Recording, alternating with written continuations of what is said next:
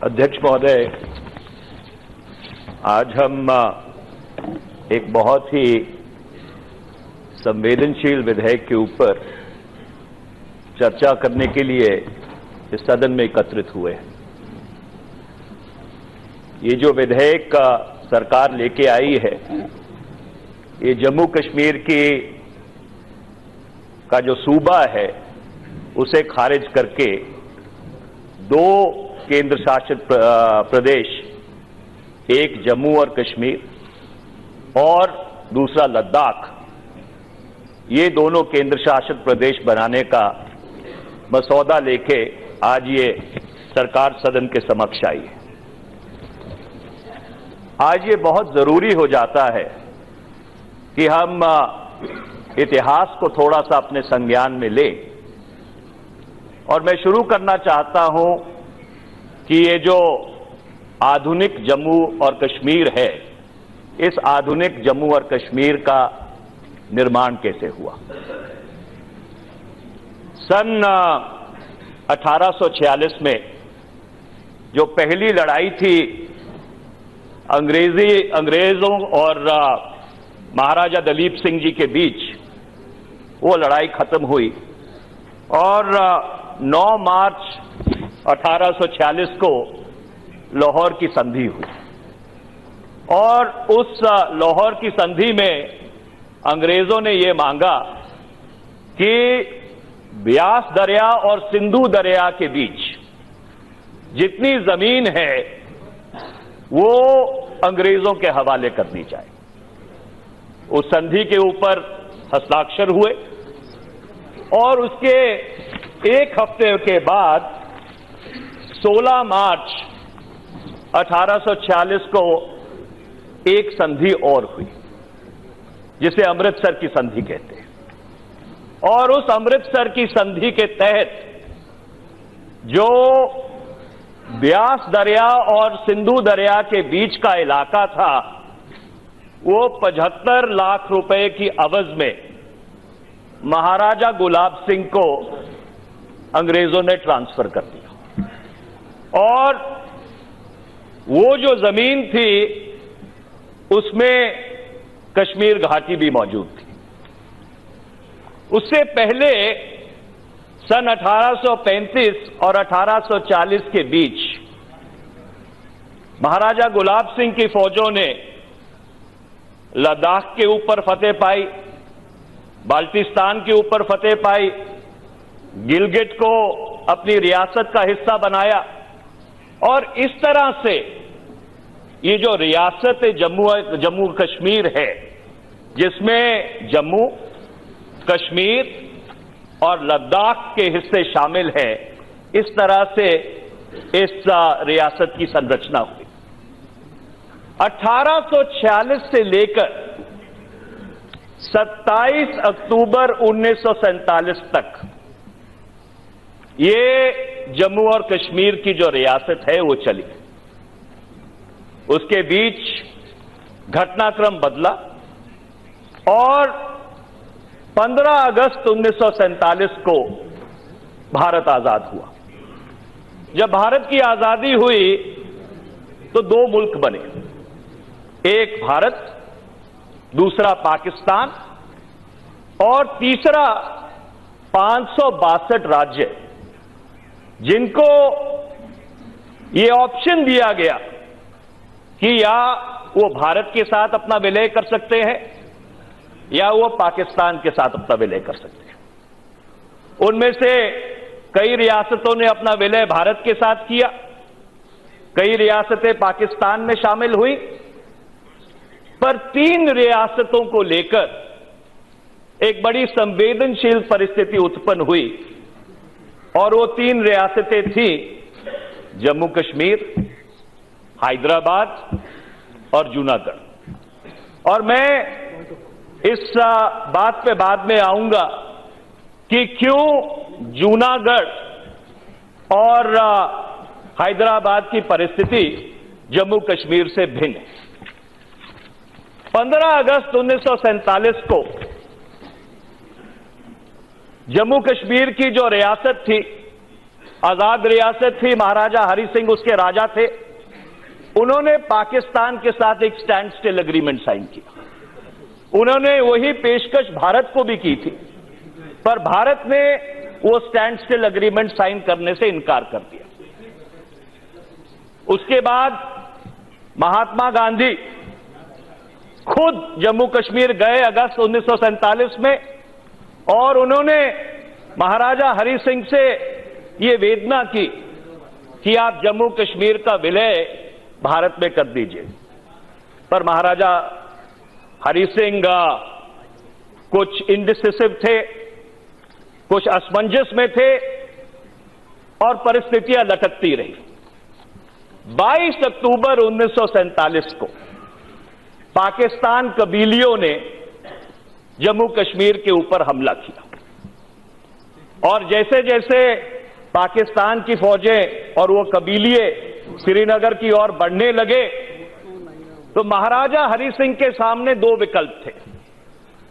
पहला विकल्प ये था कि वो पाकिस्तान के सामने आत्मसमर्पण कर देते, जम्मू कश्मीर का जो विलय है वो पाकिस्तान के साथ कर देते। पर उन्होंने वो जो विकल्प था उसको स्वीकार नहीं किया। उन्होंने जम्मू कश्मीर की जो स्टेट फोर्सेस थी, जम्मू कश्मीर की स्टेट फोर्सेस को, जो पाकिस्तान से आए कबीलिए थे और पाकिस्तानी फौज के रेगुलर्स थे, उनसे मुकाबला करने की हिदायत दी।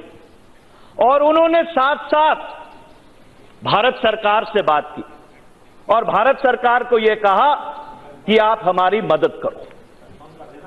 27 अक्टूबर 1947 को महाराजा हरि सिंह ने जो इंस्ट्रूमेंट ऑफ एक्सेशन साइन किया था, उसको भारत सरकार ने स्वीकार किया, और पंडित नेहरू ने भारत की फौजों को यह हिदायत दी कि आप जम्मू कश्मीर में जाकर पाकिस्तान की कबीलियों से लड़िए, और पाकिस्तान की जो फौज है उसको वहां पे नस्ते नाबूद करके जम्मू कश्मीर को आप भारत में जोड़िए।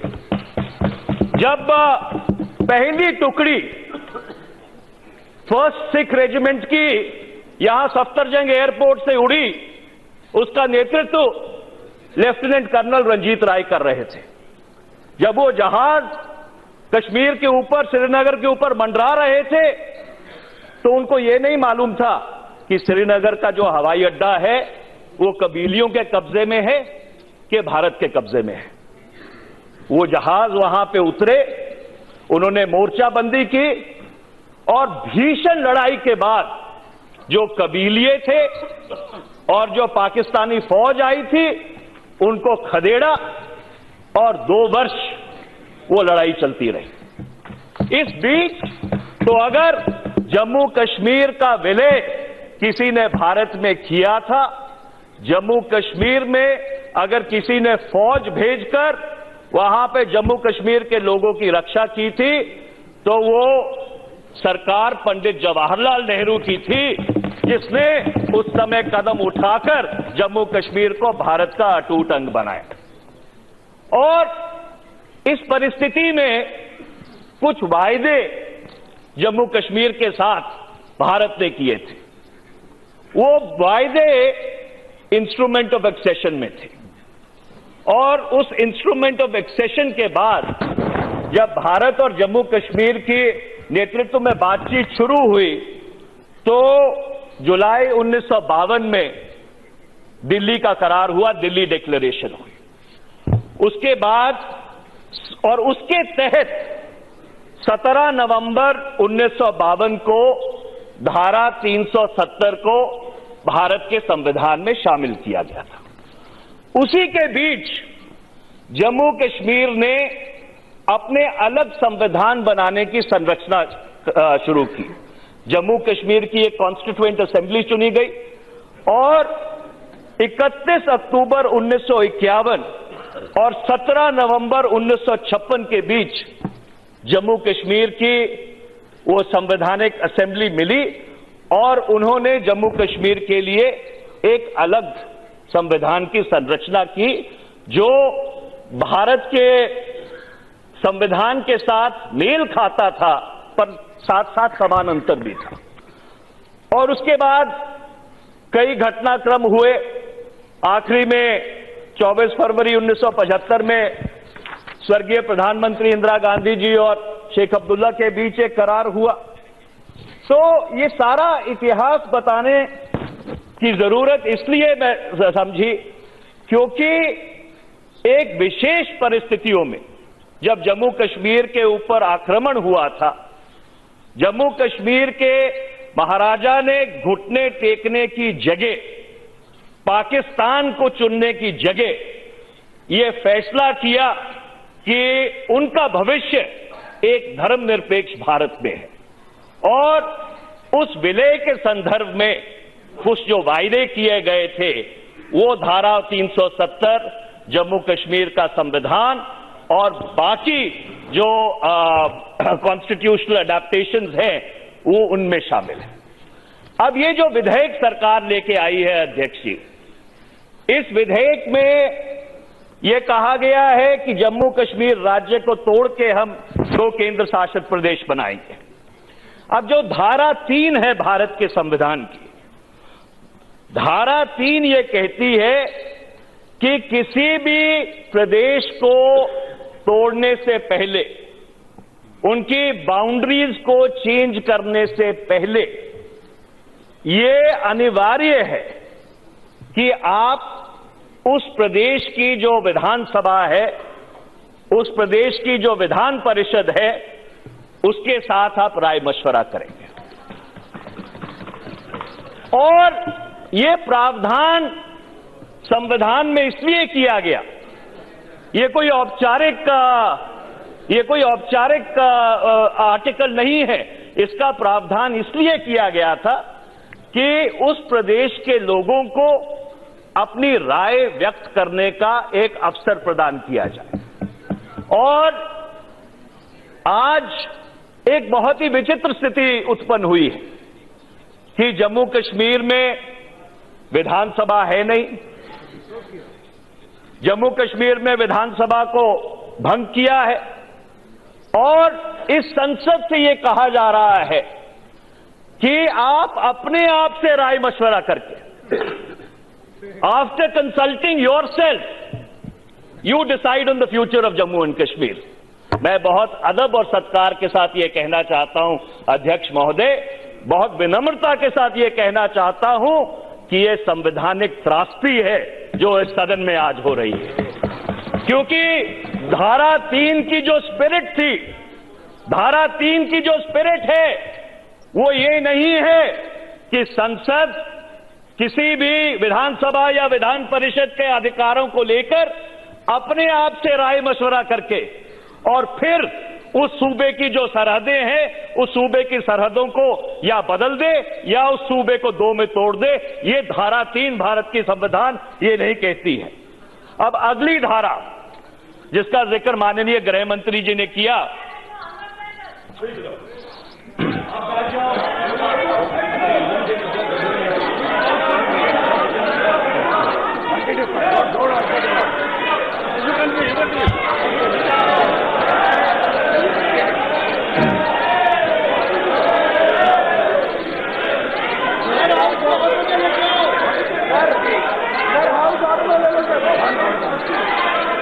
अध्यक्ष जी, अध्यक्ष जी प्लीज, आप अध्यक्ष जी, माननीय सदस्य आपको ही मौका देंगे। अध्यक्ष जी आपको ही मौका देंगे। अध्यक्ष जी, अध्यक्ष जी विराजे अध्यक्ष जी, माननीय सदस्य ने एक बहुत महत्वपूर्ण सवाल उठाया है। मैं उसका जवाब दे रहा हूं। माननीय सदस्य ने एक बहुत महत्वपूर्ण सवाल उठाया है और मैं साफ साफ ये कहना चाहता हूं कि आंध्र प्रदेश और तेलंगाना बनने से पहले जो आंध्र प्रदेश की विधानसभा थी उसके साथ राय मशवरा किया गया था। और ये चीज इस सदन के रिकॉर्ड में है, ये सदन के रिकॉर्ड में है। आप इसको सुनिश्चित कर सकते हैं। यूपीए की सरकार ने कोई असंवैधानिक काम नहीं किया था। संविधान धारा 3 के जो प्रावधान थे, उन प्रावधानों के अनुसार आंध्र प्रदेश की विधानसभा और विधान परिषद से राय मशवरा करके आंध्र प्रदेश और तेलंगाना बनाया गया था। और आज अध्यक्ष महोदय जम्मू कश्मीर के संदर्भ में, और मैं एक और बात कहना चाहता हूं अध्यक्ष महोदय, 1952 से लेके जब नए राज्य बनाए गए हैं या नए राज्यों या किसी राज्य की जो बाउंड्रीज है उनको बदला गया है, बगैर विधानसभा के विचार विमर्श के अलावा नहीं हुआ है। आज जो संवैधानिक त्रासदी है कि जम्मू कश्मीर विधानसभा को भंग करके वहां पे राष्ट्रपति शासन लगाकर उस जम्मू कश्मीर विधानसभा के अख्तियार खुद लेकर ये संसद अपने आप से राय मशवरा करके जम्मू कश्मीर को 2 हिस्सों में विभाजित करने जा रही है, ये संवैधानिक त्रासदी है। अब मैं धारा 370 पे जब आपकी बारी आएगी आप समझा दीजिएगा। जब आपकी बारी आएगी आप समझा दीजिएगा, मैं बैठ के सुनूंगा। अब मैं धारा 370 पे आता हूं अध्यक्ष जी। धारा 370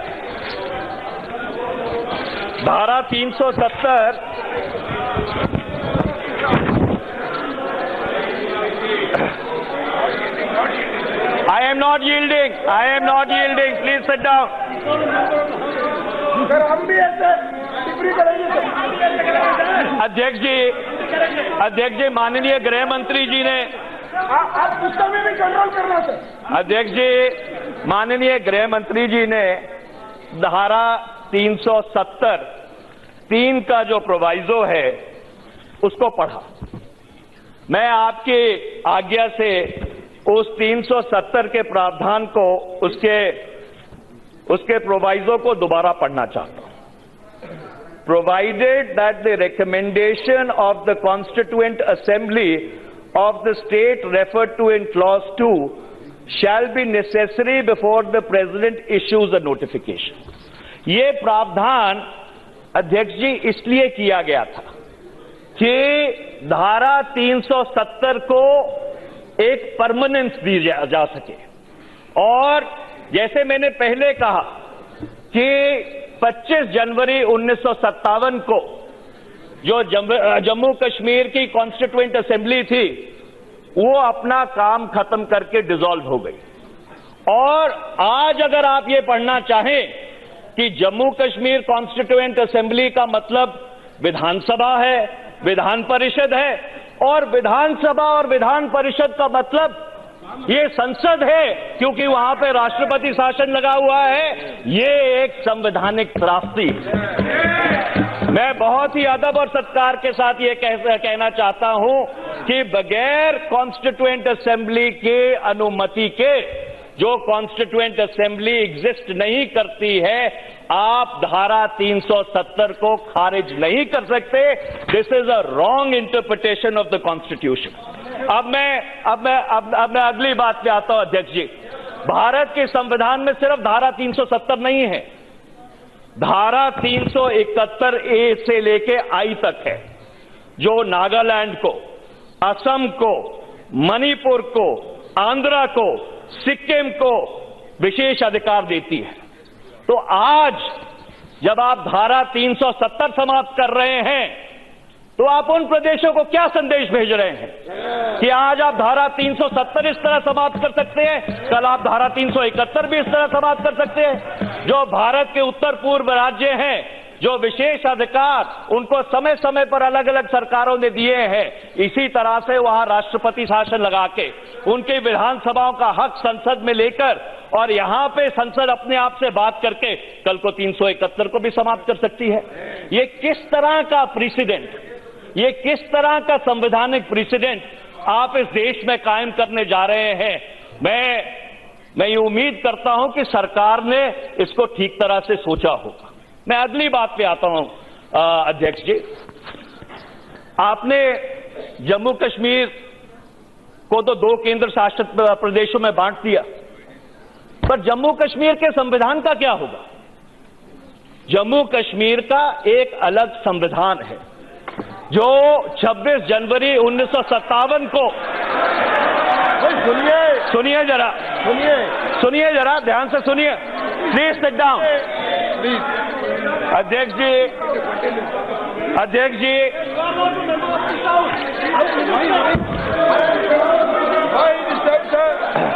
अध्यक्ष जी, अध्यक्ष जी, जम्मू कश्मीर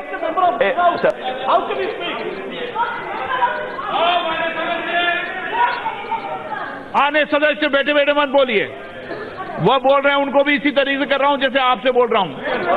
नो, माननीय मनीष तिवारी जी के अलावा किसी का नोटेड नहीं हो। अध्यक्ष जी, मैं बहुत अदब और सत्कार के साथ ये बात कहना चाहता हूं कि जम्मू कश्मीर माननीय सदस्य प्लीज, मैं आपको लास्ट बार बोल रहा हूं, आप बैठे बैठे मत बोलिए।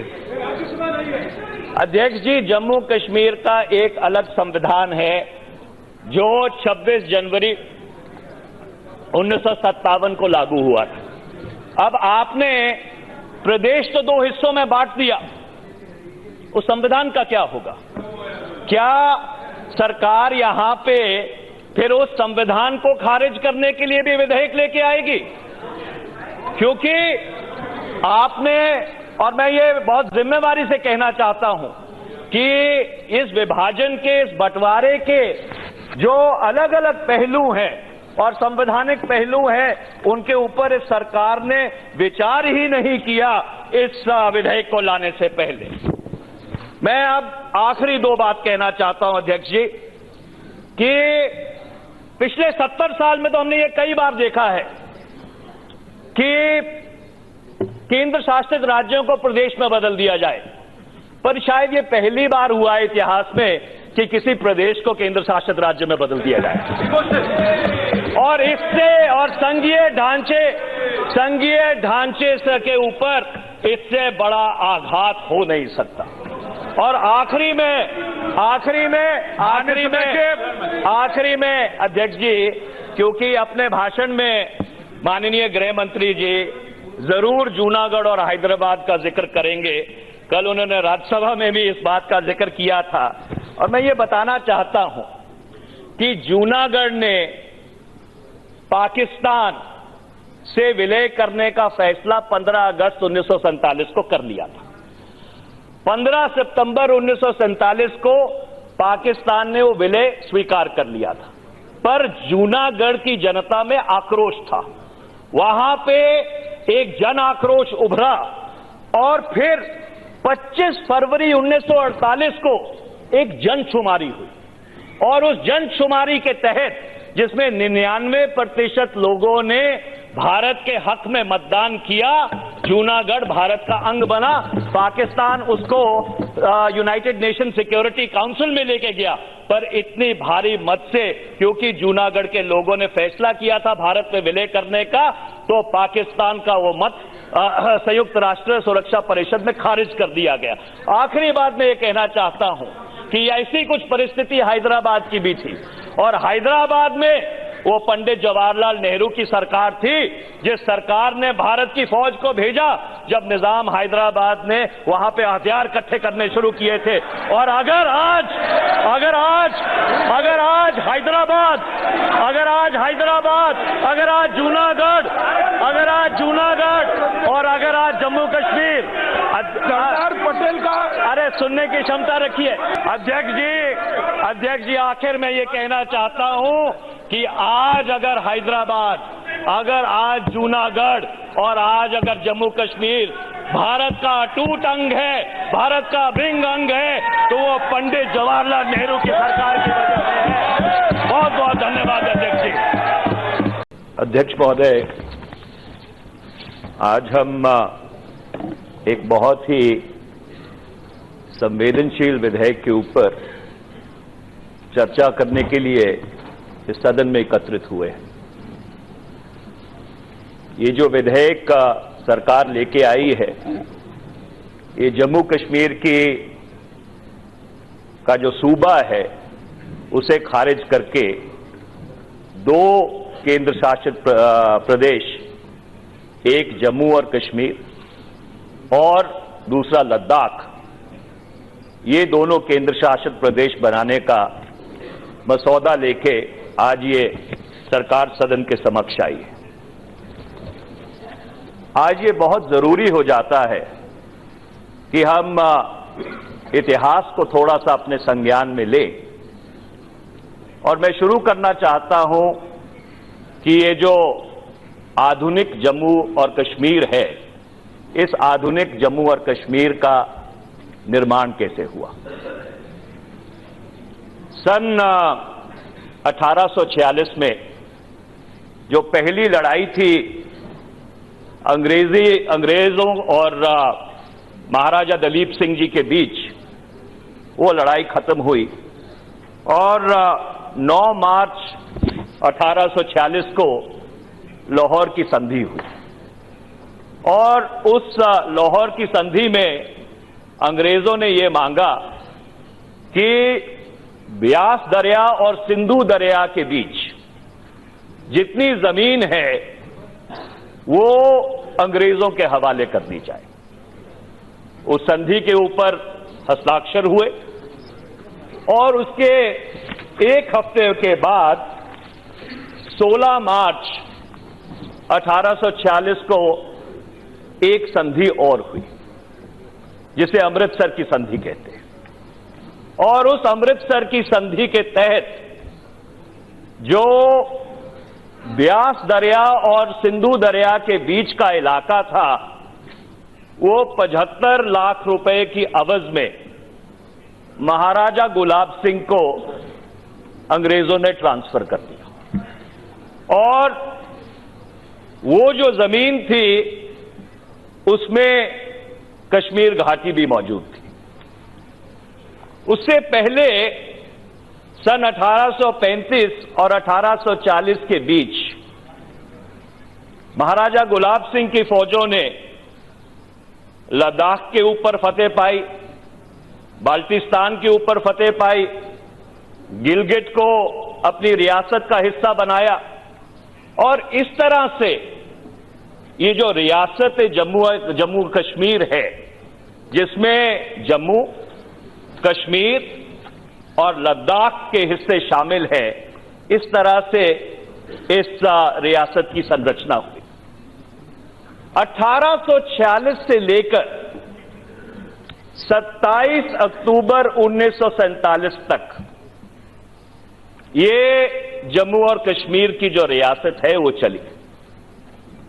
उसके बीच घटनाक्रम बदला और 15 अगस्त 1947 को भारत आजाद हुआ। जब भारत की आजादी हुई तो 2 मुल्क बने, एक भारत, दूसरा पाकिस्तान और तीसरा 562 राज्य, जिनको ये ऑप्शन दिया गया कि या वो भारत के साथ अपना विलय कर सकते हैं या वो पाकिस्तान के साथ अपना विलय कर सकते हैं।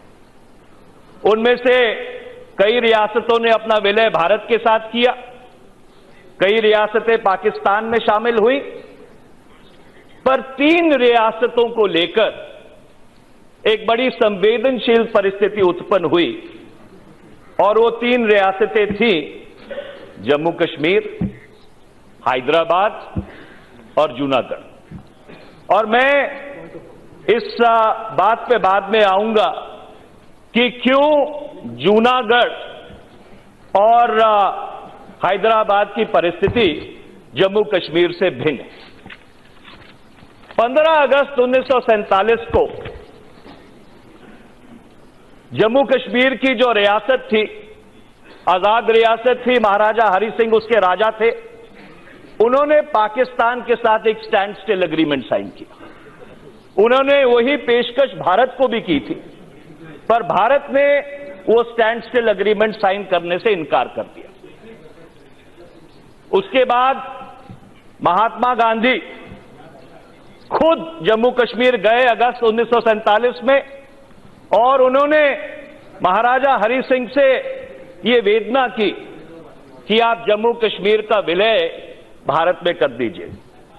पर महाराजा हरि सिंह कुछ इंडिसिसिव थे, कुछ असमंजस में थे और परिस्थितियां लटकती रही।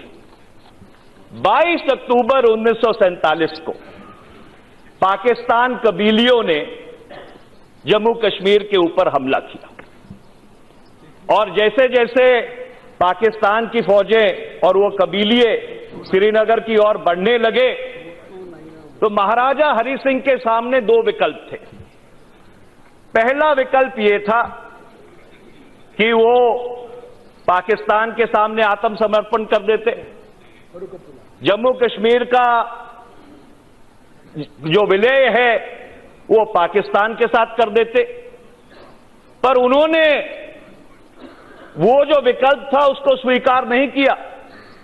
उन्होंने जम्मू कश्मीर की जो स्टेट फोर्सेस थी, जम्मू कश्मीर की स्टेट फोर्सेस को जो पाकिस्तान से आए कबीलिए थे और पाकिस्तानी फौज के रेगुलर्स थे, उनसे मुकाबला करने की हिदायत दी। और उन्होंने साथ साथ भारत सरकार से बात की और भारत सरकार को यह कहा कि आप हमारी मदद करो।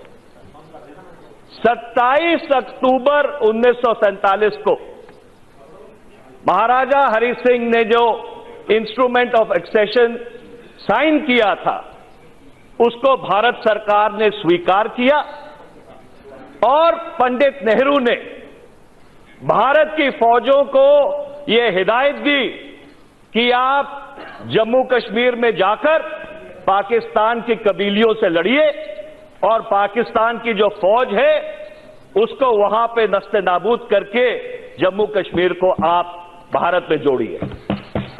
जब पहली टुकड़ी फर्स्ट सिख रेजिमेंट की यहां सफ्दरजंग एयरपोर्ट से उड़ी, उसका नेतृत्व लेफ्टिनेंट कर्नल रंजीत राय कर रहे थे। जब वो जहाज कश्मीर के ऊपर, श्रीनगर के ऊपर मंडरा रहे थे तो उनको ये नहीं मालूम था कि श्रीनगर का जो हवाई अड्डा है वो कबीलियों के कब्जे में है कि भारत के कब्जे में है। वो जहाज वहां पे उतरे, उन्होंने मोर्चाबंदी की और भीषण लड़ाई के बाद जो कबीलिए थे और जो पाकिस्तानी फौज आई थी उनको खदेड़ा और 2 वर्ष वो लड़ाई चलती रही। इस बीच तो अगर जम्मू कश्मीर का विलय किसी ने भारत में किया था, जम्मू कश्मीर में अगर किसी ने फौज भेजकर वहां पे जम्मू कश्मीर के लोगों की रक्षा की थी तो वो सरकार पंडित जवाहरलाल नेहरू की थी, जिसने उस समय कदम उठाकर जम्मू कश्मीर को भारत का अटूट अंग बनाया।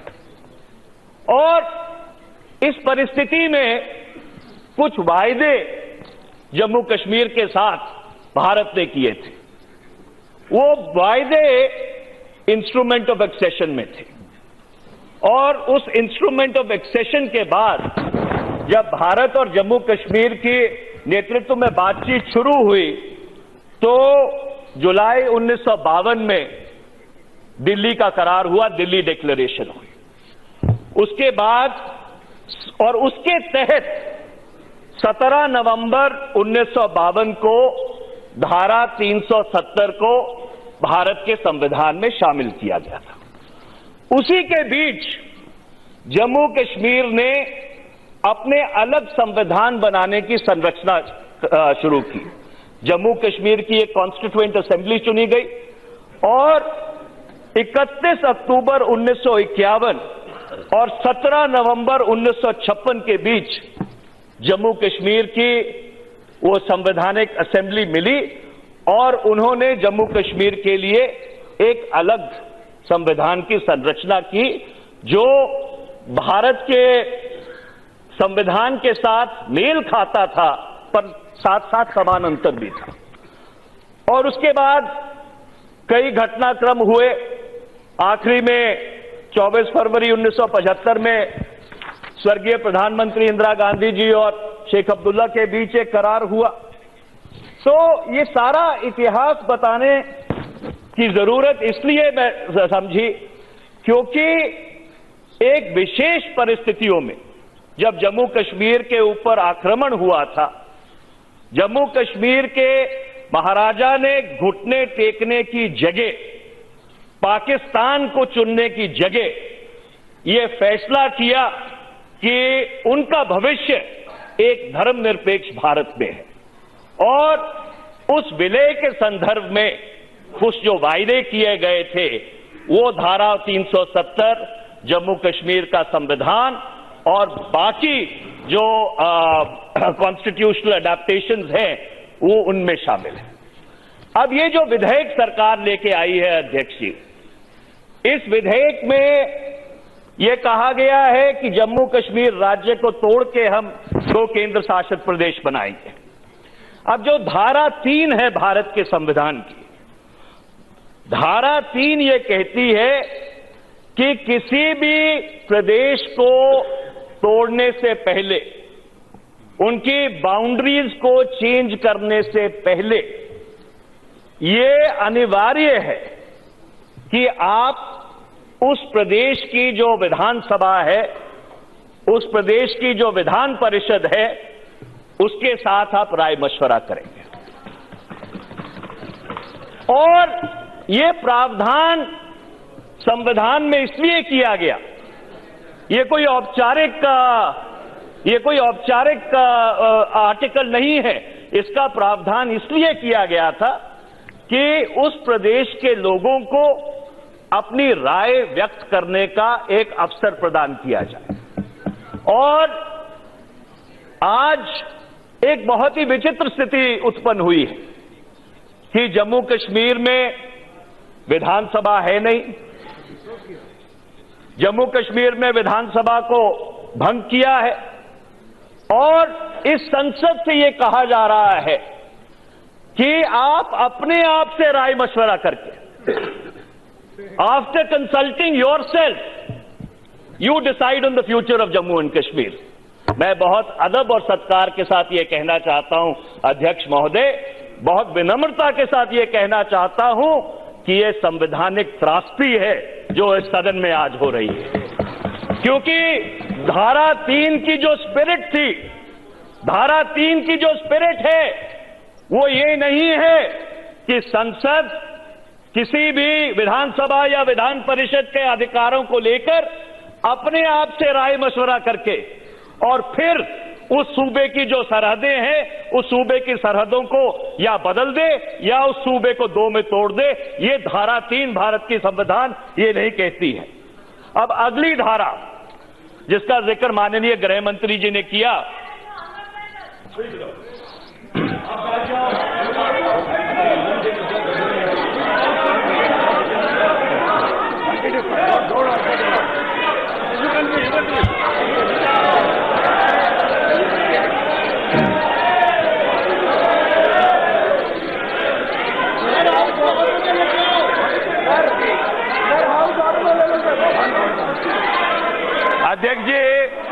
अध्यक्ष जी प्लीज, आप अध्यक्ष जी, माननीय सदस्य आपको ही मौका देंगे। अध्यक्ष जी आपको ही मौका देंगे। अध्यक्ष जी विराजे अध्यक्ष जी, मौका देंगे। माननीय सदस्य ने एक बहुत महत्वपूर्ण सवाल उठाया है, मैं उसका जवाब दे रहा हूं। माननीय सदस्य ने एक बहुत महत्वपूर्ण सवाल उठाया है और मैं साफ साफ ये कहना चाहता हूं कि आंध्र प्रदेश और तेलंगाना बनने से पहले जो आंध्र प्रदेश की विधानसभा थी उसके साथ राय मशवरा किया गया था, और ये चीज इस सदन के रिकॉर्ड में है, ये सदन के रिकॉर्ड में है। आप इसको सुनिश्चित कर सकते हैं। यूपीए की सरकार ने कोई असंवैधानिक काम नहीं किया था।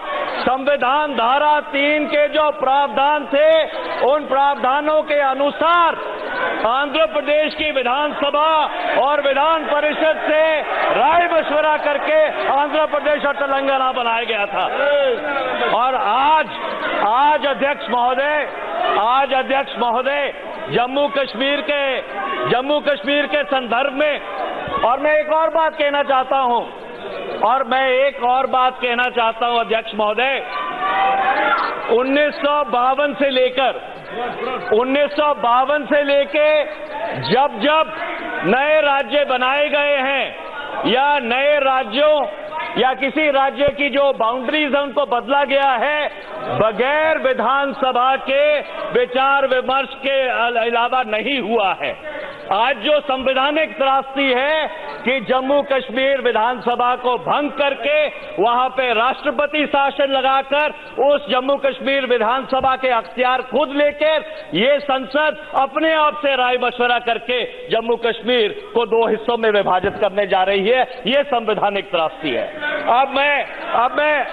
अब मैं धारा 370 पे जब आपकी बारी आएगी आप समझा दीजिएगा, जब आपकी बारी आएगी आप समझा दीजिएगा, मैं बैठ के सुनूंगा। अब मैं धारा 370 पे आता हूं अध्यक्ष जी।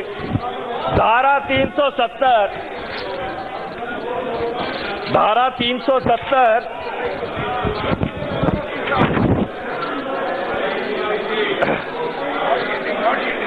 I am not yielding, please sit down. Sir हम भी ऐसे टिप्पणी करेंगे सर। अध्यक्ष जी माननीय गृह मंत्री जी ने आप गुस्सा में भी कंट्रोल करना सर। अध्यक्ष जी माननीय गृह मंत्री जी ने धारा 370(3) का जो प्रोवाइजो है उसको पढ़ा। मैं आपकी आज्ञा से उस 370 के प्रावधान को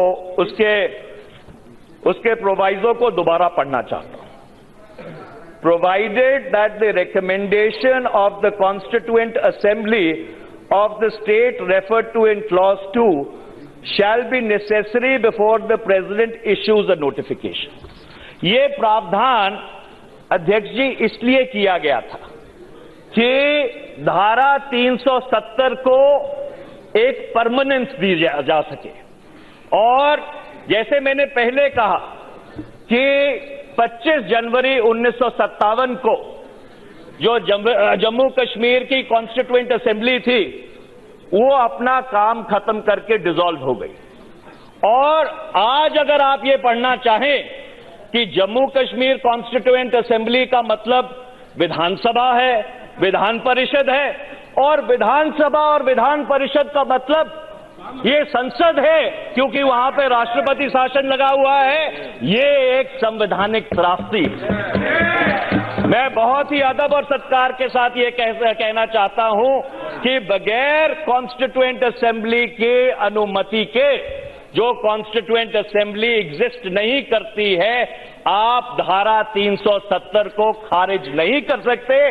this is a wrong interpretation of the constitution. अब मैं अगली बात पे आता हूं अध्यक्ष जी। भारत के संविधान में सिर्फ धारा 370 नहीं है, धारा 371A से लेके I तक है, जो नागालैंड को, असम को, मणिपुर को, आंध्रा को, सिक्किम को विशेष अधिकार देती है।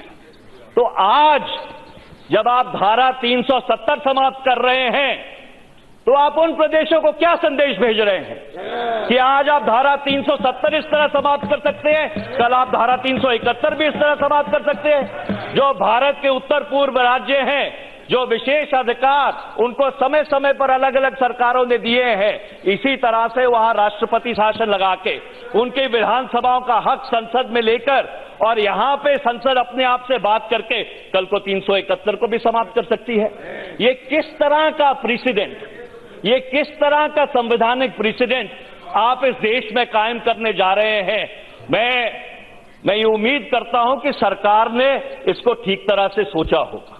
मैं अगली बात पे आता हूं अध्यक्ष जी। आपने जम्मू कश्मीर को तो 2 केंद्र शासित प्रदेशों में बांट दिया, पर जम्मू कश्मीर के संविधान का क्या होगा? जम्मू कश्मीर का एक अलग संविधान है जो 26 जनवरी 1957 को सुनिए जरा ध्यान से सुनिए, प्लीज सिट डाउन। अध्यक्ष जी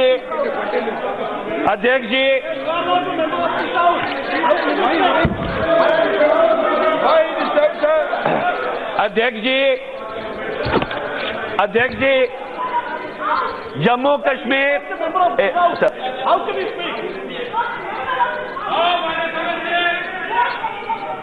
आने सदस्य बैठे बैठे मत बोलिए। वह बोल रहे हैं, उनको भी इसी तरीके से कर रहा हूं जैसे आपसे बोल रहा हूं।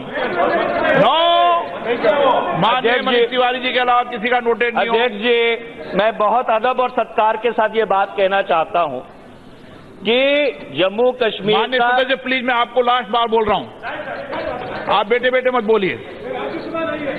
अध्यक्ष जी, जम्मू कश्मीर का एक अलग संविधान है जो 26 जनवरी 1957 को लागू हुआ था। अब आपने प्रदेश तो 2 हिस्सों में बांट दिया, उस संविधान का क्या होगा? क्या सरकार यहां पे फिर उस संविधान को खारिज करने के लिए भी विधेयक लेके आएगी? क्योंकि आपने, और मैं ये बहुत जिम्मेवारी से कहना चाहता हूं कि इस विभाजन के, इस बंटवारे के जो अलग अलग पहलू हैं और संवैधानिक पहलू हैं, उनके ऊपर इस सरकार ने विचार ही नहीं किया इस विधेयक को लाने से पहले। मैं अब आखिरी 2 बात कहना चाहता हूं अध्यक्ष जी कि पिछले 70 साल में तो हमने ये कई बार देखा है कि केंद्र शासित राज्यों को प्रदेश में बदल दिया जाए, पर शायद ये पहली बार हुआ है इतिहास में कि किसी प्रदेश को केंद्र शासित राज्य में बदल दिया जाए। और इससे, और संघीय ढांचे के ऊपर इससे बड़ा आघात हो नहीं सकता। और आखिरी में अध्यक्ष जी, क्योंकि अपने भाषण में माननीय गृह मंत्री जी जरूर जूनागढ़ और हैदराबाद का जिक्र करेंगे, कल उन्होंने राज्यसभा में भी इस बात का जिक्र किया था, और मैं ये बताना चाहता हूं कि जूनागढ़ ने पाकिस्तान से विलय करने का फैसला 15 अगस्त 1947 को कर लिया था। 15 सितंबर 1947 को पाकिस्तान ने वो विलय स्वीकार कर लिया था, पर जूनागढ़ की जनता में आक्रोश था। वहां पे एक जन आक्रोश उभरा और फिर 25 फरवरी 1948 को एक जनशुमारी हुई, और उस जनशुमारी के तहत जिसमें 99% लोगों ने भारत के हक में मतदान किया, जूनागढ़ भारत का अंग बना। पाकिस्तान उसको यूनाइटेड नेशन सिक्योरिटी काउंसिल में लेके गया, पर इतनी भारी मत से, क्योंकि जूनागढ़ के लोगों ने फैसला किया था भारत में विलय करने का, तो पाकिस्तान का वो मत संयुक्त राष्ट्र सुरक्षा परिषद में खारिज कर दिया गया। आखिरी बात मैं ये कहना चाहता हूं कि ऐसी कुछ परिस्थिति हैदराबाद की भी थी, और हैदराबाद में वो पंडित जवाहरलाल नेहरू की सरकार थी जिस सरकार ने भारत की फौज को भेजा जब निजाम हैदराबाद ने वहां पे हथियार इकट्ठे करने शुरू किए थे। और अगर आज हैदराबाद, अगर आज जूनागढ़ और अगर आज जम्मू कश्मीर, सरदार पटेल का, अरे सुनने की क्षमता रखिए अध्यक्ष जी, आखिर मैं ये कहना चाहता हूं कि आज अगर हैदराबाद, अगर आज जूनागढ़ और आज अगर जम्मू कश्मीर भारत का अटूट अंग है, भारत का अभिन्न अंग है, तो वो पंडित जवाहरलाल नेहरू की सरकार की वजह से है। बहुत बहुत धन्यवाद अध्यक्ष जी। मिलत टाइम्स की वीडियोस देखने के लिए यहाँ क्लिक करके सब्सक्राइब करें, और हाँ, बेल आइकन जरूर दबाएं। अगर फेसबुक पर देख रहे हैं तो पेज लाइक करें। ताज़ा तरीन खबरों और मज़ामीन के लिए विजिट करें हमारी वेबसाइट www.millettimes.com।